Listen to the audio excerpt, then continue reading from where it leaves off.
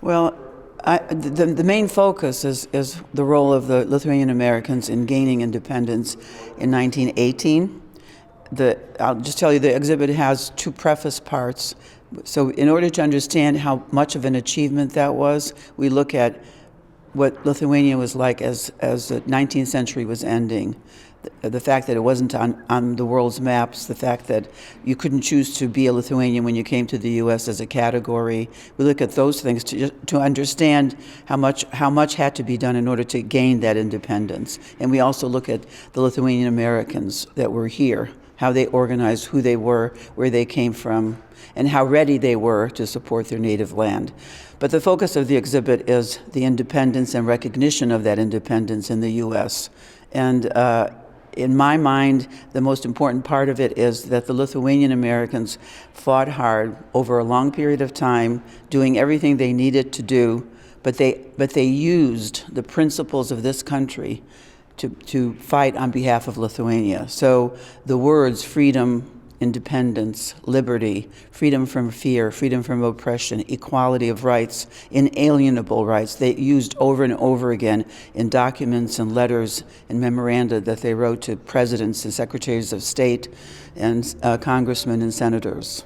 And so I think that the message is that the Lithuanian Americans helped gain independence and recognition for Lithuania through understanding the principles of the United States, their country of life or living, so that they could fight on behalf of the country that they came from. That's right. So the exhibit is designed so that when you walk in, the first thing you have to notice are those words. Those words, they're words expressing ideas and ideals that were used in words and actions by the Lithuanian Americans on behalf of Lithuania.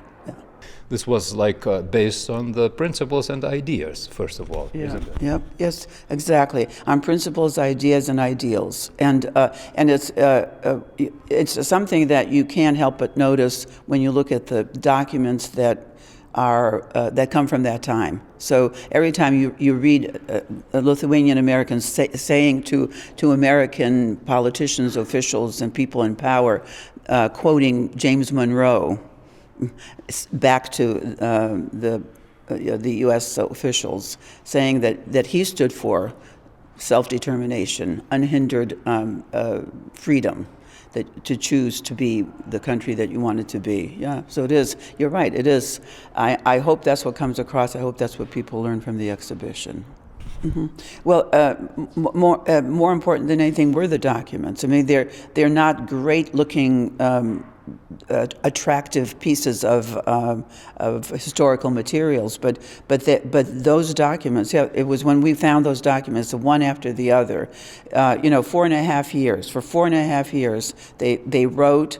And and some of them are 26 pages long. It wasn't just a letter to a congressman saying, Lithuania deserves its freedom. No, they analyzed the culture, the legacy, the language, and the way that Lithuania has striven to have freedom and independence over time. I mean, the documents are the most amazing, I think, surprising thing. And where they exist. They exist, the ones that we found, the biggest amount we found were at the Hoover Institute in California. I mean, there are some things here in the museum that are very, very important, by the way, including one page from the 1 million signature petition, which is a remarkable achievement to get 1 million signatures for a petition asking for Lithuanian recognition. And that was presented to President Harding in May of 1921. But yeah, it was definitely the documents, either here at the museum or in other collections. Where are these million of pages or signatures? Yes, so that's a very interesting story. The one page that does exist, it has the signatures of noteworthy Lithuanians at the time. And the other pages don't exist. We looked, and we're still, I think, here and there going to continue to look. But we don't know the whereabouts. It ought to be probably in the archives. We tried that. We even tried the Harding collection, the President Harding, because it was to him that the petition was presented. So the one page came to the museum because one of the signatories on that petition, on that page, gave it to the museum. So that page survived.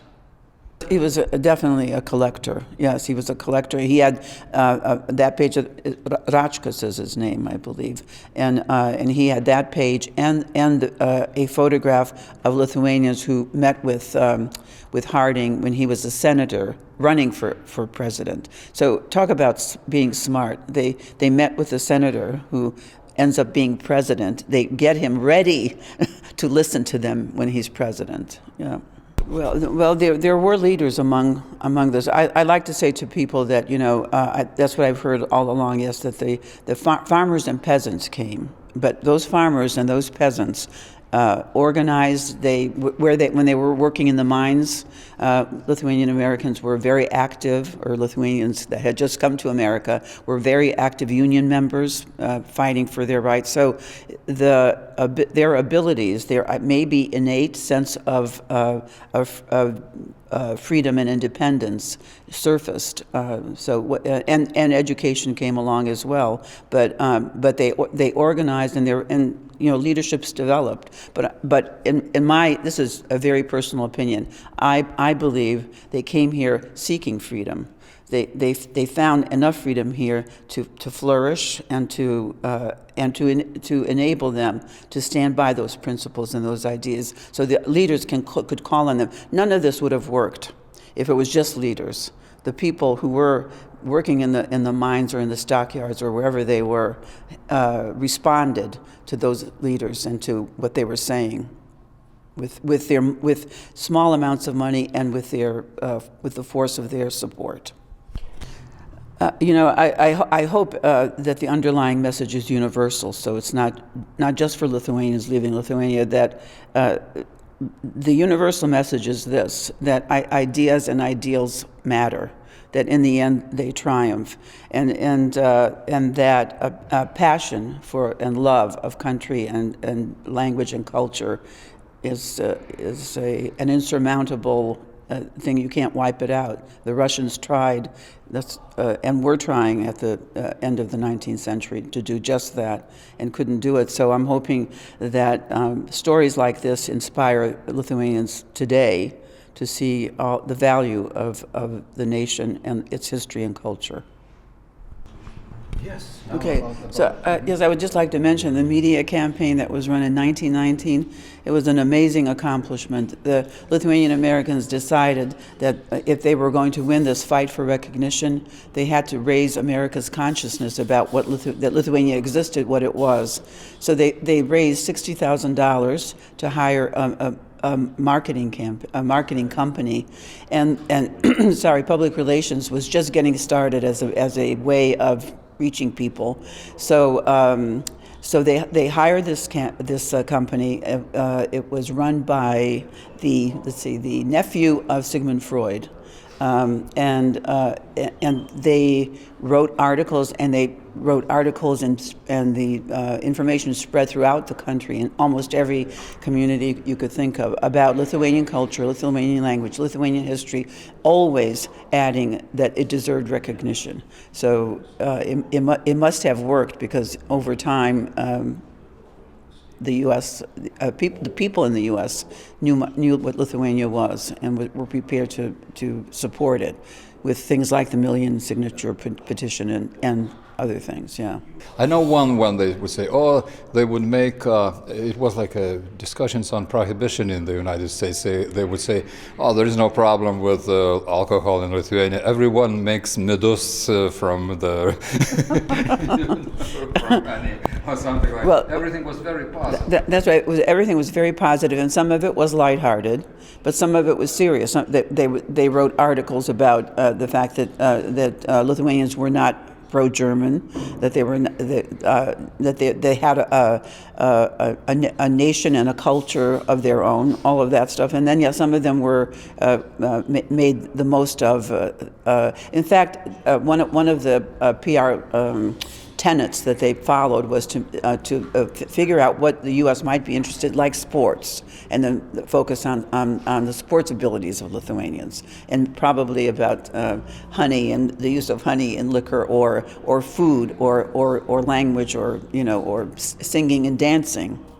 So, even women issues, I think. And women's issues, exactly. Yeah. So there are behind me in the exhibit some of the articles that appeared.